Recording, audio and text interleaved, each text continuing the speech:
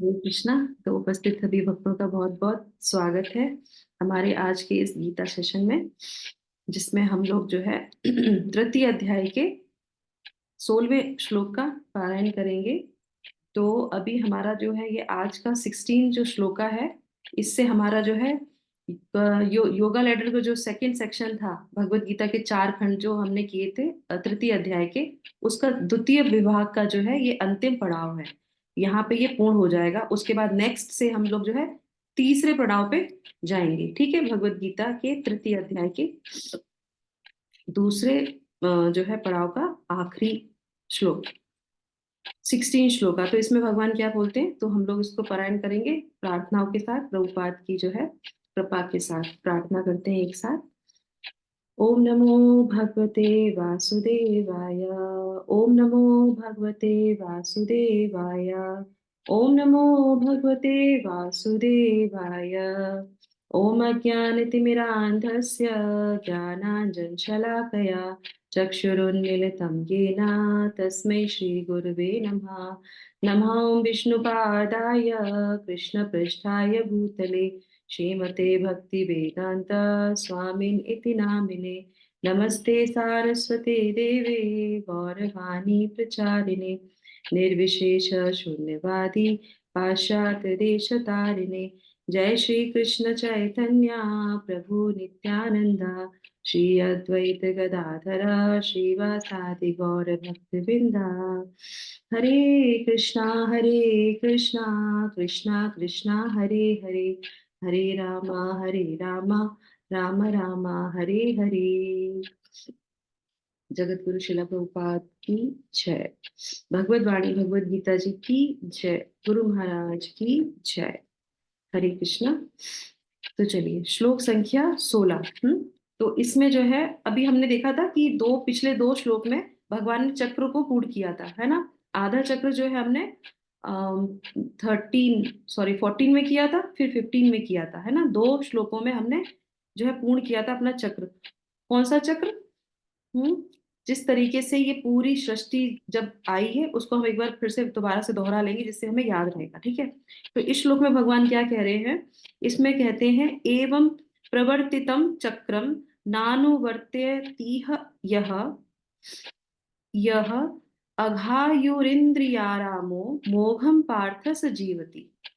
तो यहाँ पे कहते हैं, हे प्रिय अर्जुन, जो मानव जीवन में इस प्रकार वेदों द्वारा स्थापित यज्ञ चक्र, तो कौन से चक्र है ये? यज्ञ चक्र।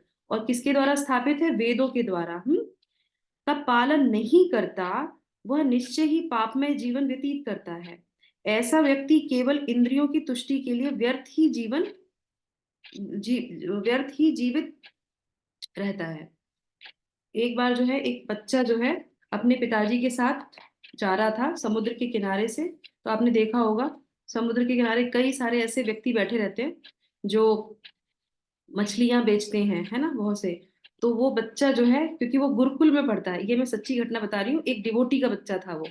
तो कहने का तात्पर्य क्या है कि जो कृष्ण भावना भावित होते हैं उनको धर्म बचपन से ही सिखाना शुरू हो जाता है। क्यों? क्योंकि उनके पेरेंट्स सीखते हैं, उसका आचरण करते हैं, तो उनके बच्चे भी आचरण करते हैं। भगवत गीता पढ़ते हैं बच्चे, श्लोका पढ़ते हैं, पर श्लोका का तात्पर्य भी उनको पता होता है। तो वो बच्चा क्या बोलता है, ये जो लास्ट वाली लाइन है ना, ये उस व्यक्ति को देखता है, मछलियों को देखता है, और फिर अपने पिताजी को देखता है। और फिर क्या बोलता है, ये जो लास्ट वाली लाइन है, वो ये कहते हैं, वो कहता है मोघम पार्थ स जीवती। तो यहाँ पे क्या है, इसका जीवन जो है ये व्यर्थ ही अपना जीवन जी रहा है। और किसमें? पाप में अपना जीवन व्यतीत करता है, व्यर्थ में उसने अपना जीवन व्यतीत कर दिया। किस लिए? क्योंकि ये इंद्रिय तृप्ति के लिए क्या कर रहा है, मछलियों को बेच रहा है। और जो लोग खरीद रहे हैं वो भी इंद्रिय तृप्ति के लिए खरीद रहे हैं। इस बिजनेस का कोई लेना देना नहीं है। ये बात किसको समझ में आ जाती है? छोटे से बच्चे को समझ में आ जाती है। पर विडंबना ये है कि हम बड़े होके भी हमको ये बात समझ में नहीं आती कि हमें अपना जीवन जो है इंद्र तृप्ति के लिए नहीं जीना चाहिए। किसके लिए जीना चाहिए? यज्ञ के लिए जीना चाहिए। ठीक है। चलिए अब हम थोड़ा सा यहाँ पे रिकैप करेंगे, जिससे आपको समझ में आ जाएगा, है ना। तो यहाँ पे चक्र का वर्णन भगवान ने किया। और उसके बाद जो है एक बार फिर से मनुष्य से अन्न। ठीक है। मनुष्य किससे उत्पन्न होता है? अन्न से उत्पन्न होता है। अन्न किससे होती है? वर्षा से होती है। वर्षा किससे होती है? यज्ञ से होती है। यज्ञ कैसे होते हैं? जो है वेदों में उनको दिया गया है, मतलब कर्म, अगर हम कर्म करेंगे तो हमें यज्ञ कहलाते हैं। और ये कहाँ पे निर्धारित किया गया है, ये कर्मों में ये वेदों में बताया गया है। और वेद किसने बोले हैं, वेद जो है भगवान श्री कृष्ण ने बोले हैं। तो ये साइकिल पूर्ण हो जाती है। तो इसी तरीके से कर्म कांड से कर्म योग तक का ये हमारा जो है पड़ाव पूरा हो जाता है। अगर हम समझते हैं कि कर्म कांड में है, तो धीरे धीरे धीरे धीरे हमें ये जब ज्ञान आता है कि भगवान कृष्ण ही सब कुछ देने वाले हैं, तो हम योग कर्म कांड से कर्म योग की तरफ आगे बढ़ जाते हैं। ठीक है, चलिए तो अब हम जो है और हाँ, तो यहाँ पे सबसे पहले जो है अब हम शुरू करेंगे। उससे पहले आप मुझे बताइए, आत्माराम के बारे में आपने सुना था इससे पहले किसी ने भी? आज हमारी संतोषनी माता जी उपस्थित नहीं है। Yes, excellent student. बताइए, आत्माराम पढ़ा है ना हमने? नहीं? माता जी जो जो इंद्र पढ़ा मतलब पढ़ा जो तो है भगवान, माता जी। हम्म। यस पढ़ा तो है माता जी। जो मतलब जो पूरी तरह से सेटिस्फाई है, भगवान में पूरा खुश है, मग्न है, उसे दुनियादारी मतलब किसी यस तुष्ट, यस यस। मतलब एक एक्सप्लेन नहीं कर पा रही। हाँ हाँ, समझ में आ गया। द्वितीय अध्याय जब पढ़ा था तो उसमें हमने क्या सीखा था कि जो अपने नियत कर्म को करता है, स्वधर्म को करता है और नित्य धर्म को करता है, वो व्यक्ति क्या हो जाता है, आत्माराम हो जाता है। और द्वितीय अध्याय का लास्ट वाला सेक्शन आत्माराम के ऊपर ही था, है ना? कितने सारे श्लोका थे जो आत्माराम के ऊपर थे। तो वो व्यक्ति जो है किसके लिए होता है, संतुष्ट हो जाता है। क्यों? क्योंकि वो जानता है कि अपने कर्तव्यों को करना है और भगवान को तुष्ट करना है। तो वो व्यक्ति आत्माराम कहलाता है, उसकी आत्मा संतुष्ट हो जाती है। और यहाँ पे एक शब्द आ रहा है इसके बिल्कुल अपोजिट, वो कौन सा है? यहाँ पे आ रहा है इंद्रियाराम। क्या बोल रहे हैं? इंद्रियाराम। इंद्रियाराम मतलब क्या है? वो जो सिर्फ अपनी इंद्रिय दृष्टि के लिए कार्य करता है। तो आत्माराम का जस्ट अपोजिट इंद्रियाराम। तो यहाँ पे इंद्रियाराम की चर्चा हो रही है। और जो इंद्रियाराम होते हैं वो क्या करते हैं, वो पापमय जीवन जीते हैं। ठीक है, तो अब यहाँ पे है अघायोरेंद्रिय रामो, इंद्रिय रामो, है ना, इसमें बीच में ये शब्द है। मोघम पार्थ स जीवती, ये व्यक्ति निश्चित रूप से पापमय जीवन व्यतीत कर रहा है। ये कौन बोल रहा है? ये भगवान श्री कृष्ण बोल रहे हैं।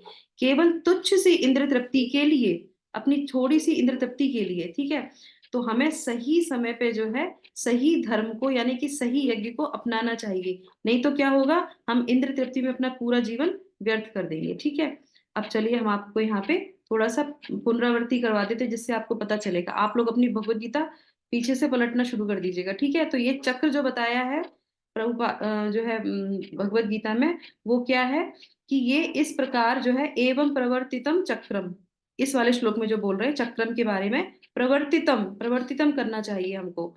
तो इस प्रकार वेदों से सृष्टि चक्र की स्थापना हुई है। तो हमें या हमारा जो सारा कर्म होता है वो कैसा होना चाहिए, यज्ञ की तरह होना चाहिए। और पहले भी भगवान ने इसको समझाया है। तो श्लोक संख्या 9 से लेंगे, आप लोग खोल सकते हैं। उसका जो व्याख्या है, अनुवाद है, उसमें क्या बोल रहे हैं, श्लोक संख्या 9 में वो बोलते हैं यज्ञ से जो है, जो ये यज्ञ की बात हो रही है उससे क्या होगा। तो शुरू से ही बताया गया है कि भगवान विष्णु के लिए हमें यज्ञ रूप में कार्य करना चाहिए। श्लोक संख्या 9 में बताया, ठीक है। और उनकी प्रसन्नता के लिए ही हमें अपने नित्य कर्म करने चाहिए। ठीक है, उसके बाद क्या आता है, उसके बाद अगले श्लोक में आता है कि यज्ञ करने से बंधन से आप मुक्त हो जाओगे। कौन से बंधन से? कर्म बंधन से मुक्त हो जाओगे। उसके अगले श्लोक में क्या आता है कि तुम इस यज्ञ से सुखी हो जाओगे, है ना। और उसके बाद है यज्ञ को करने से तुम्हें सुख पूर्वक रहने का तथा मुक्ति प्राप्त करने की समस्त जो है बांधित वस्तुएं प्राप्त होंगी। अब ये भी बताया जा रहा है कि अगर हम यज्ञ करेंगे तो खुद भी प्रसन्न होंगे, और हमें जीवन यापन करने के लिए जो भी हमें चाहिए होगा वो भी हमें मिलेगा। और हमें सुख पूर्वक रहने का जो है, यहाँ पे हम इसलिए आए हैं इस धरा पे, इंद्र तृप्ति के लिए ही आए हैं, क्योंकि हमारा इच्छा डिजायर की वजह से हम यहाँ पे पटक दिए जाते हैं और उसके बाद इसी में ही लगे रहते हैं। तो यहाँ पे भगवान कह रहे हैं कि वो भी तुम्हारी फलीभूत हो जाएगी, तुम्हें चिंता करने की जरूरत नहीं है, बस तुम्हें यज्ञ करना है। उसके बाद जो है, यज्ञों के द्वारा प्रसन्न होकर तुम प्रसन्न होगे, और तुम जो देवता हैं उनको भी तुम प्रसन्न कर लोगे। और इस तरीके से वो तुम्हारे क्या बन जाएंगे, वो तुम्हारे जो है सहयोगी बनेंगे, है ना। तो ये भी हमने पिछले वाले श्लोक में पढ़ा था, है ना। उसके बाद जो है क्या, तुम्हारी सारी आवश्यकताएं पूर्ण हो जाएंगी। कौन सी आवश्यकताएं पूर्ण हो जाएंगी आपकी? और ये आवश्यकताएं जो हम यहाँ पे रहते हैं, जैसे हमें सुरक्षा प्रदान चाहिए, और उसके बाद हमारी सारी आवश्यकताएं जो हमारी जीवन यापन करने के लिए जो भी हमें चीज चाहिए होती है, वो हमारी सारी सुविधाएं हमें उपलब्ध हो जाएंगी। और उसके बाद यज्ञ करने से हमें भगवत धाम की भी प्राप्ति हो जाएगी। कुछ लोगों को सिर्फ इंद्र तृप्ति चाहिए होती है, तो ये यज्ञ करने से जो इंद्र तृप्ति चाहते हैं उनको इंद्र तृप्ति मिलेगी, और जो लोग भगवान भगवान के धाम जाना चाहते हैं उनको भगवान के धाम मिल जाएगा, है ना? क्योंकि डिजायर आपकी जो भी है वो फलीभूत होगी। तो वो हमें समझ में आना चाहिए कि हमारी डिजायर लोअर लेवल की है या हायर लेवल की है। तो इससे हमें धाम, हम अपने अपने वापस अपने बैक टू गॉड हेड जा सकते हैं। 12 और जो है 13 में उन्होंने क्या बताया था कि जो है हम लोग जो है पाप खाने वाले, जो टाइटल जो हमको मिला है वो भी हमें नहीं मिलेगा अगर हम यज्ञ करेंगे। कौन से दो टाइटल दिए थे भगवान ने? एक तो तुम पापी हो, तुम चोर हो तो भगवान हम वो भी दो टाइटल से जो है बच के रहेंगे अगर हम यज्ञ संपन्न करते हैं। 14 और 15 में क्या बोला कि ये जो यज्ञ चक्र है, यज्ञ चक्र समझाने के बाद अब हमारा क्या दायित्व बनता है यहाँ पे इस श्लोक में। इस श्लोक में क्या होता है कि हमको यज्ञ करना चाहिए कि नहीं करना चाहिए, ये हमारी ऊपर समझ में आना चाहिए हमको कि करना चाहिए कि नहीं। दो उसमें उन्होंने यज्ञ के बारे में समझाया। तो यहाँ पे जो है नानुवर्त ही यह, तो भगवान यहाँ पे अगला शब्द क्या लेते हैं? जो व्यक्ति इसका पालन नहीं करता, किसका पालन नहीं करता? प्रवर्तिति चक्र का। प्रवृत्ति मतलब होता है उसको आज्ञा का पालन करना, उसका अनुसरण करना। ठीक है, तो अभी हम लोग इसके बारे में समझेंगे। तो यहाँ पे जो है शब्द आया है नानु अनुवर्त अनुवर्त यति इह यह। तो इह का मतलब जो है यहाँ पे इह जो आया है इसका मतलब है इस जीवन में। ये जो जीवन हमें मिला है, ये हमें कौन सा जीवन मिला है? मनुष्य जन्म का। तो इसी मनुष्य जीवन में प्रवर्तन मतलब अनुवर्तन, परिवर्तन और अनुवर्तन दो शब्द होते हैं। तो परिवर्तन का मतलब होता है भगवान चक्र का परिवर्तन किया है, भगवान ने इसको स्थापित किया है, और हमें क्या करना है? हमें अनुवर्तन करना है। भगवान ने प्रवर्तित किया है और हमको अनुवर्तन करना है, मतलब हमें इसका पालन करना चाहिए जो भगवान ने स्थापित किया है। कब? जब ये सृष्टि रची गई थी। और ये सृष्टि जब कब रची गई थी? सबसे पहले उन्होंने किसको आज्ञा दिया था? उन्होंने प्रजापति को बोला था। प्रजापति कौन है? ब्रह्मा जी। और हम कौन है? प्रजा। तो ब्रह्मा जी बोलते हैं जब ये सृष्टि आती है तो उसके साथ साथ आपको जो है, जो भगवान ने स्थापित किया है यज्ञ चक्र, उसको आपको करना चाहिए। अनुवर्तित का मतलब होता है हमें आज्ञा का पालन करना चाहिए, अनुसरण करना चाहिए। तो वो हमारे लिए यहाँ पे शिक्षा है। ठीक है, तो हमें अब भगवान की आज्ञा को मानना चाहिए। अब आ जाते हैं यहाँ पे, एक एग्जाम्पल मैं आपको देती हूँ। ऐसा नहीं है यहाँ पे भगवान ने बोला है तो पहले के लोगों ने नहीं किया, पहले के लोगों ने भी किया है। चलिए हम ले लेते हैं महाभारत को ही। ठीक है, महाभारत में जो है किसको, महाभारत के युद्ध के बाद, आप लोग कृपया करके अपना माइक बंद कीजिए। महाभारत के युद्ध के बाद किसको भगवान श्री कृष्ण ने चक्रवर्ती राजा के रूप में जो है सुशोभित किया था? युधिष्ठिर माता जी। युधिष्ठिर महाराज को। Very nice. उनको क्या बोला जाता है? उनको चक्रवर्ती राजा बोला जाता है। चक्रवर्ती राजा का मतलब क्या होता है? चक्रवर्ती की मतलब होता है पूरे भारतवर्ष में आप देखेंगे जहां पे भी जल है, ये जल क्या है? ये जल पूरे चक्र के रूप में ही है। पर मिनट, किसी का माइक खुला हुआ है। तो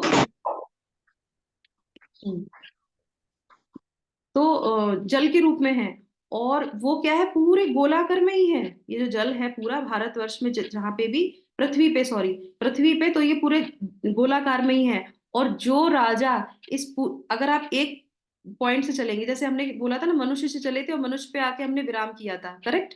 तो वो चक्र हो गया। तो उसी तरीके से अगर आप उस एक पॉइंट से चलेंगे समुद्र के किनारे किनारे किनारे किनारे, तो आप देखेंगे कि पूरी पृथ्वी पे चक्कर लगा के आप उसी पॉइंट पे आ जाएंगे।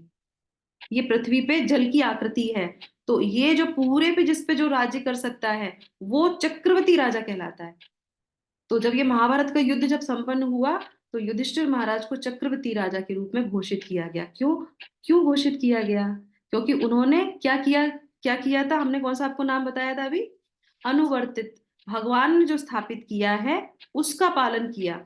भगवान ने क्या किया, युद्ध करो, पांडवों से यही कहा था युद्ध करो, उन्होंने युद्ध किया, युद्ध करने के बाद वो विजयी प्राप्त हुए, क्योंकि भगवान की आज्ञा को उन्होंने पालन किया, भगवान ने जो कहा वो माना, तो भगवान ने उनको क्या किया, उनको जो है चक्रवर्ती राजा के रूप में स्थापित किया। तो भगवान की आज्ञा का पालन करना ही हमको चाहिए, और जो नहीं करते हैं, जैसा कि इसमें आया है, नानुवर्त नहीं, मतलब जो नहीं करते उनको क्या होता है, कौन है महाभारत में जिसने आज्ञा का पालन नहीं किया था?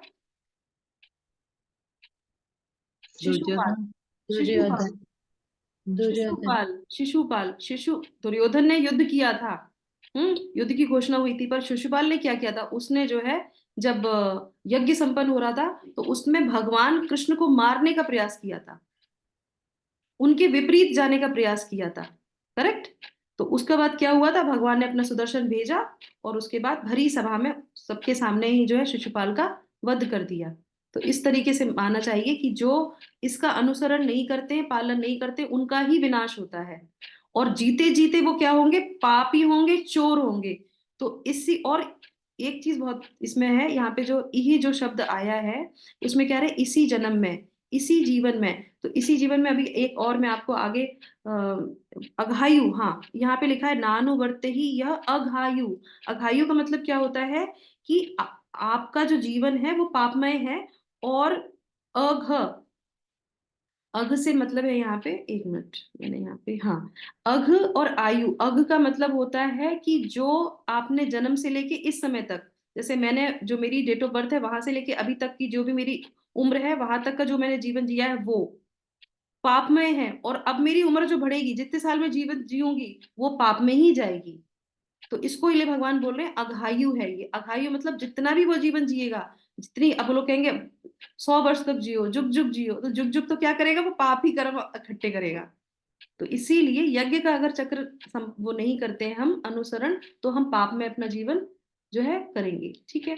तो अब यहाँ पे दूसरा आ जाता है इंद्रिय रामों के बारे में, कि जो व्यक्ति जो है इंद्रियों के विषयों को भोगना चाहता है, जो अपनी कोई भी जिम्मेदारी नहीं जो है समझता, और मनुष्य जन्म में कोई भी नियम फॉलो नहीं करता, उसको क्या बोलते हैं, इंद्र रामो, अपोजिट ऑफ आत्मराम। हम आत्मराम का बिल्कुल अपोजिट इंद्र राम। ठीक है। तो इस तरीके से हो जाता है। एग्जाम्पल में हम इसको ले सकते हैं ऊंट का एग्जाम्पल। ऊंट क्या करता है, एक और है, गधे का भी एग्जाम्पल है, वो मैं नहीं दूंगी यहाँ पे, ऊंट का एग्जाम्पल दूंगी। ऊंट क्या करता है, अपनी इंद्र तृप्ति के लिए क्या खाता है, कैक्टस खाता है ना। रेगिस्तान में कैक्टस बहुत होते हैं, और वो कैक्टस खाता है, पर उसको ये लगता है कि कितना टेस्टी है ये, खट्टा खट्टा इसमें स्वाद आ रहा है। कैक्टस में कोई स्वाद नहीं आता है, उसके जो कांटे जो उसके मुंह में लगते हैं, उससे जो खून निकलता है, उसके स्वाद को वो क्या सोचता है, ये इतना स्वादिष्ट है। हमारे जीवन में भी यही है। कल ही हम लोग जब श्रीमद् भागवतम पढ़ रहे थे, तो उसमें यही बोल रहा था कि ये पूरे घने जंगल में हम लोग घूमते हैं, और उसी में ही घूमते रहते हैं, और सोचते हैं यही हमारे सबसे जीवन की सबसे अच्छी चीजें यही हैं, पर हमें नहीं पता कि हम किस तरीके से उसमें भटकते रहते हैं। तो यहाँ पे वही है कि ऊंट की तरह हम भी जो है कैक्टस का स्वाद ले रहे हैं, और इसी को जो है अच्छा मान रहे हैं, पर भगवान कह रहे हैं कि नहीं, किसी को भी शोषण करने से हम पोषण नहीं मिलेगा, यज्ञ करने से, तप करने से जो है हमको, त्याग करने से हमको पोषित मिलेगा, और हमें ही नहीं मिलेगा, पूरी सृष्टि को मिलेगा, क्योंकि ये सारी चीजें क्या है, लिंक्ड है। तो हमारा हर कार्य क्या होना चाहिए, यज्ञ के रूप में होना चाहिए। ठीक है। अब हम आ जाते हैं तात्पर्य पे। प्रभुपाद इसमें बहुत अच्छी तरीके से समझाते हैं, अथा जोलु। चलिए, तो एक माता जी जो है यहाँ पे पढ़िए। पढ़िए हरे माता। कृष्णा। इस श्लोक में भागवत भगवान ने कठोर परिश्रम करो और इंद्रिय तृप्ति का आनंद लो, इस सांसारिक विचारधारा का तिरस्कार किया। अतः जो लोग इस संसार में भोग करना चाहते हैं, उन्हें उपयुक्त यज्ञ चक्र का अनुसरण करना परम आवश्यक है। जो ऐसे विधि विधानों का पालन नहीं करता, अधिकाधिक तिरस्कृत होने के कारण उसका जीवन अत्यंत संकटपूर्ण रहता है। प्रकृति के नियम अनुसार यह मानव शरीर विशेष रूप से आत्म साक्षात्कार के लिए मिला है, जिसे कर्म योग, ज्ञान योग, भक्ति योग में से किसी एक विधि से प्राप्त किया जा सकता है। इन योगियों के लिए यज्ञ संपन्न करने की कोई आवश्यकता नहीं रहती, क्योंकि ये पाप पुण्य से परे होते हैं। किंतु जो लोग इंद्रिय तृप्ति में जुटे हुए हैं, उन्हें पूर्वोक्त यज्ञ चक्र के द्वारा शुद्धिकरण की आवश्यकता रहती है। कर्मों के अनेक भेद होते हैं। जो लोग कृष्ण भावना भावित नहीं है, वे निश्चय ही विषय परायण होते हैं, अतः उन्हें पुण्य कर्म करने की आवश्यकता होती है।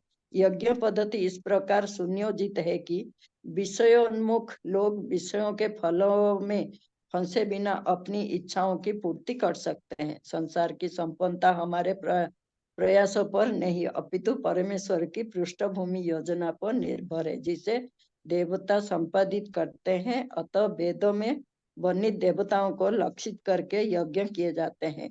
अप्रत्यक्ष रूप में यह कृष्ण भावनामृत का ही अभ्यास रहता है, क्योंकि जब कोई इन यज्ञों से दक्षता प्राप्त कर लेता है तो वह अवश्य ही कृष्ण भावना भावित हो जाता है। किंतु यदि ऐसे यज्ञ करने से कोई कृष्ण भावना भावित नहीं हो पाता, तो इसे कोरी आचार संहिता समझना चाहिए। अतः मनुष्य को चाहिए कि वे आचार संहिता तक ही अपनी प्रगति को सीमित न करे, अपितु उसे पार करके कृष्ण भावनामृत को प्राप्त हो। हरे कृष्ण। जगत गुरु श्रील प्रभुपाद की जय। जगत गुरु श्रील प्रभुपाद की जय। तो यहाँ पे सबसे अच्छा क्या है, यहाँ पे श्रील प्रभुपाद बताते हैं कि अतः जो लोग इस संसार में भोग करना चाहते हैं, तो ये जो यज्ञ चक्र बताया था उसके लिए यहाँ पे बता रहे हैं, यज्ञ जो संसार में भोग करना चाहते हैं उन्हें उपयुक्त यज्ञ चक्र का अनुसरण करना परम आवश्यक है, कंपलसरी है उनको करने के लिए। जो ऐसे विधि विधानों का पालन नहीं करता, अधिकाधिक तिरस्कृत होने के कारण उसका जीवन अत्यंत संकटपूर्ण रहता है। ठीक है, अब उसके बाद आ जाते हैं कि इसमें जो है निष्कर्ष क्या निकलता है, तात्पर्य क्या निकलता है। तो तात्पर्य यही निकलता है कि हमको जो है अवश्य ही यज्ञ चक्र करना चाहिए। दूसरा है प्रकृति के नियमानुसार ये जो जीवन है, तो यहाँ पे क्या लिखा है, प्रकृति के अनुसार, यहाँ पे छोड़ा था माता जी ने,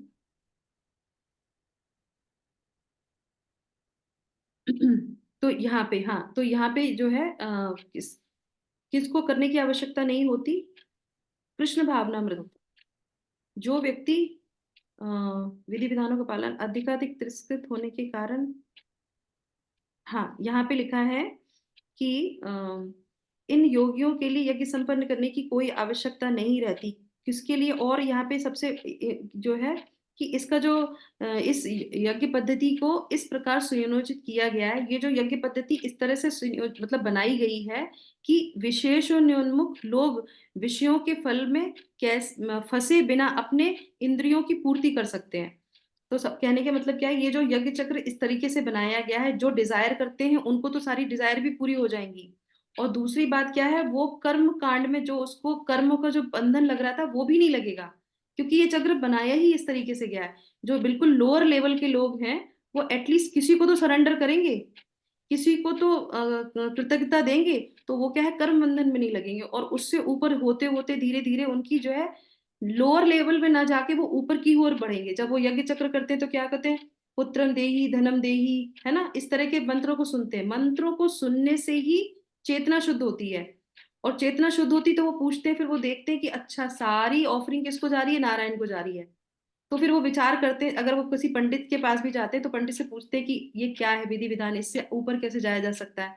तो अगर वो बताएगा कि स्वर्गलोक तक हम जा सकते हैं, हम अपने इसी विधि विधान से स्वर्गलोक तक जा सकते हैं, फिर स्वर्गलोक के बारे में जानेगा, फिर वो शास्त्रों के बारे में जानेगा, फिर शास्त्रों को जानेगा तो क्या करेगा, कथाएं सुनेगा। कथाएं सुनने से क्या होगा, इंद्र के बारे में पता चलेगा कि इंद्र ने जो है ऐसे ऐसे जो है गलतियां की थी और उसके बाद उसका पतन हो गया था। तो हम लोग स्वर्ग से नीचे ही आते हैं, तो वो जब थोड़ा सा ज्ञान आएगा तो वो सोचेगा कि बार बार जन्म क्यों लेना, बार बार नीचे क्यों आना, पतन क्यों होना, इससे ऊपर जा सकते हैं। तब वो ऐसी जिज्ञासा करेगा, अथ तो ब्रह्म जिज्ञासा। तब उसको भगवान एब्सोल्यूट ट्रुथ के बारे में पता चलेगा। एब्सोल्यूट ट्रुथ के बारे में जब पता चलेगा तो क्या होगा, कृष्ण भावना भावित वो व्यक्ति हो जाएगा। और जब वो कृष्ण भावना भावित हो जाएगा तो उसको फिर जो है ये यज्ञ संपन्न करने की आवश्यकता नहीं रहेगी। तो दो चीजें हो गई, अगर आप नीचे लोअर लेवल में है तो आपको यज्ञ करना पड़ेगा ही पड़ेगा, और जब ऊपर लेवल में आ जाते हैं तो आपको क्या करना पड़ेगा, हरि नाम लेना पड़ेगा। बस जब हरि नाम हम ले लेते हैं तो हम सारे यज्ञ चक्र से मुक्त हो जाते हैं, हमें कुछ भी अलग से कर्म कांड करने की आवश्यकता नहीं होती, क्योंकि भगवान का एक नाम जो है सबको जो है वो फलीभूत करता है। तो इस तरीके से अब यहाँ पे जो है दूसरी एक चीज और मैं आपको बताती हूँ, यहाँ पे बहुत अच्छा है, दो जो है इससे फल मिलते हैं। कौन कौन से दो फल हैं, मैंने अभी बताया भी था आपको।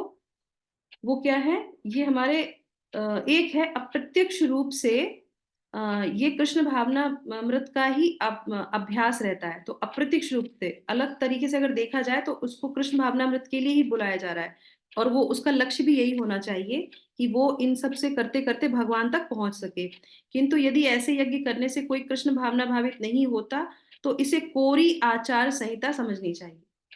तो कोई भी यज्ञ जो हम करते हैं तो उसका लक्ष्य क्या है, उसका लक्ष्य है भगवान कृष्ण तक पहुंचना, और अगर हम नहीं पहुंचेंगे तो क्या हो जाएगा, ये कोरी आचार संहिता की तरह कार्य करेगी।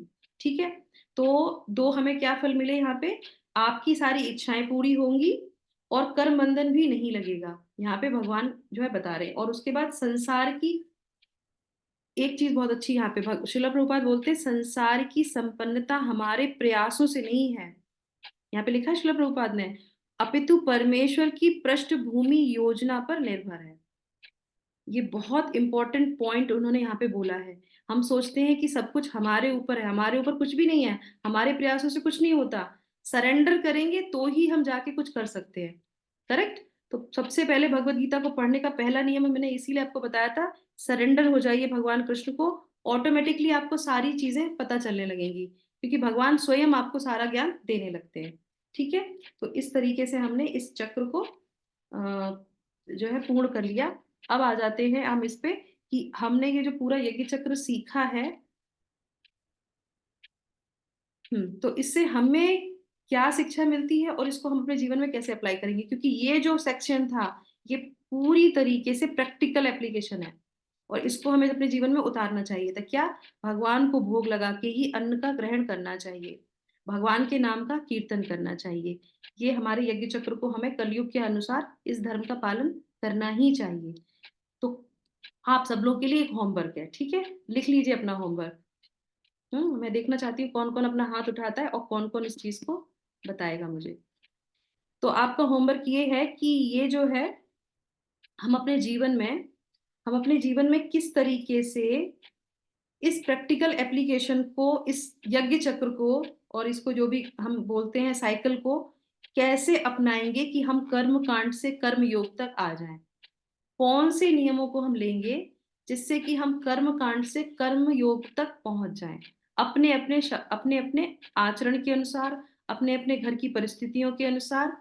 आपका अपना यज्ञ स्वयं का यज्ञ है, आपके खुद के अपने परमात्मा है, आपकी अपनी खुद की भगवत गीता है, आपका अपना खुद का ज्ञान है। तो आपके अपने जीवन में आप इस साइकिल को कैसे लेंगे, प्रैक्टिकल कैसे अपने जीवन में उतारेंगे कि जिससे कि आप कर्म कांड से कर्म योग तक पहुंच जाएं। ठीक है, यही है ना।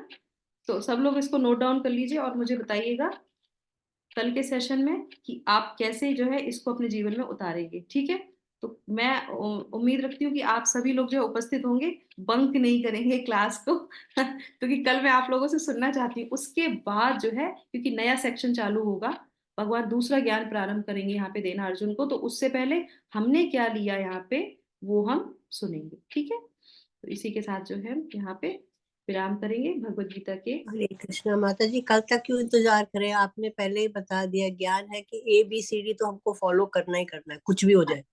अगर हमारी ABCD ठीक है, हमारी डिवोशनल एक्टिविटी अपने एसोसिएट्स के साथ में ठीक है, नंबर 1। नंबर 2, अगर हमारी अब जिस जिस स्टेट में हम पहुंच गए हैं उसमें सोने के टाइम में कृष्ण याद आता है और जागने के टाइम में कृष्ण आता है, इससे बढ़ के हमें और क्या चाहिए? हमें चाहिए ही नहीं कुछ और। थैंक यू सो और मच। जब भी थोड़ा सा वक्त मिले भाग जाओ मंदिर, जाने दो बाकी दुनिया को, क्या है। यस, तो ये माता जी का जीवन का अपना प्रैक्टिकल जो है कि वो ऐसे बोलती हैं कि ABCD फॉलो करनी चाहिए। जब टाइम मिले सोते समय, सोने से पहले भगवान को याद करना, उठने पे भगवान को याद करना, जब भी मौका मिले मंदिर चले जाना। तो माता जी ने ये ऑलरेडी अपने जीवन में कर लिया है। पर हम सब लोग इस चीज को फॉलो नहीं कर रहे हैं, करेक्ट। जो डिवोटीज हैं, जो फॉलो कर रहे हैं, वो उनके लिए तो बहुत अच्छी बात है, पर भगवत गीता में भगवान तुरंत भक्ति योग में नहीं जाते हैं। हमारे शिला प्रभुपाद बहुत करुणामय हैं, इसलिए वो कहते हैं कि तुम सब लोग ऐसा करो ऐसा करो, पर 100% जो है 80% पीपल जो है नहीं फॉलो करता है, वो अपने हिसाब से ही अपना कार्य करता है। तो इसलिए मैंने ये प्रश्न किया कि अपनी अपनी परिस्थिति के अनुसार हम क्या कर सकते हैं जिससे कि हम कर्म कांड से कर्म योग तक जाएं। तो एक माता जी ये करने के लिए भी तकलीफें आती है, ऐसे नहीं कि सब जगह बहुत आसान है, कह देना आसान है, करना थोड़ा मुश्किल है, पर you have to have a faith in yourself, faith in your god, to like you saying surrender yourself, तू जैसे कराएगा मैं कर लूंगी बस। Very nice. तो डेडिकेशन होना चाहिए। तो माता जी का आज ओवर हो गया, तो कल हम माता जी को अब हम बाकी लोगों को कल सुनेंगे। तो सबसे सुनेंगे कि अपने जीवन में वो क्या क्या करना चाहते हैं। सबके अपने जीवन की जो एकदम प्रैक्टिकल चीजें हैं, जो आपको लगता है ये अड़चन है, रोड़ा है हमारे जीवन में आगे बढ़ने के लिए, उस पे हमें कार्य करना है। ठीक है, चलिए। हरे कृष्णा। जगत गुरु शिला प्रभुपाद की जय। हरे कृष्णा हरे हरे कृष्णा कृष्णा हरे कृष्णा कृष्णा कृष्णा कृष्णा कृष्णा हरे हरे, हरे राम हरे राम राम राम राम हरे हरे। Thank you. हरे thank you very Krishna much माता जी, दंडवत प्रणाम। हरे ऐसे ही कृष्ण एसोसिएशन में रखिए, आगे भी हरे कृष्णा माता जी, चरणों की कृपा देते रहिए। हरे कृष्णा। थैंक यू माता जी। हरे कृष्णा, दंडवत प्रणाम। हरे हरे कृष्णा। कृष्णा माता कृष्णा जी, माता जी, दंडवत दंडवत प्रणाम, सबको दंडवत प्रणाम, हरे कृष्णा। सभी को दंडवत।